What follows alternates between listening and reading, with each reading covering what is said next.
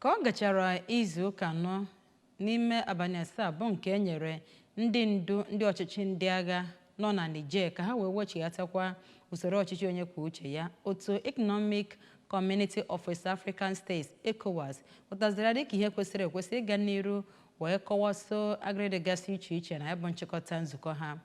N'oge ọ na-agwa ndị nta akụkọ okwu na isi ụlọ ọrụ ECOWAS Commission dị n'Abuja, onye isi ECOWAS Commission Dr. Omar Ali Toure were ụmụafọ Nigeria nkwa na ECOWAS nwere mmasị n'ebe ọ dị ukwuu maka aganiru nke akụnụba nakwa ọdịmma nke obodo ma kwenyesi ike na ebumnobi ha bụ nke nwere ike imezu naanị site n'usoro ọchịchị onye kwuo uche ya nakwa ọchịchị nke onye ọbụla na-esonye na ya.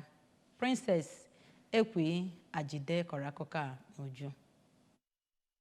President Toure kwusiri ike na ECOWAS na-arụ ọrụ ịhụ na enwere ezi mkpebi ka e wee ghọghachi ọchịchị nkịtị n'obodo Niger. Dịka o siri kwuo, otu ahụ enweghị mgbe ọ mara ọkwa maka ibuso ndị Niger agha ma ọ bụ hazie otu ọ ga-esi wakpo obodo ahụ. O kwuru na ụfọdụ ndị ọnụ na-eru n'okwu bụ ha kwadoro asị a na ECOWAS na-ezube ịwakpo Niger maka ndị agha nchere oge ha ma kwuo na ndị agha nchere oge nwere nkwado site n'akwụkwọ ọgbụgba ndụ ma ọ bụrụ na enwee ụdị nnara ọchịchị n'ike n'obodo ọbụla n'ime ECOWAS. Dr. Toure gara n'ihu kọwaa na usoro ọgbụgba ndụ ECOWAS wetara iji ike so ndị ji ike anara ọchịchị site na Abuja. Princess Ekwi Ajide, akụkọ ụwa ABS.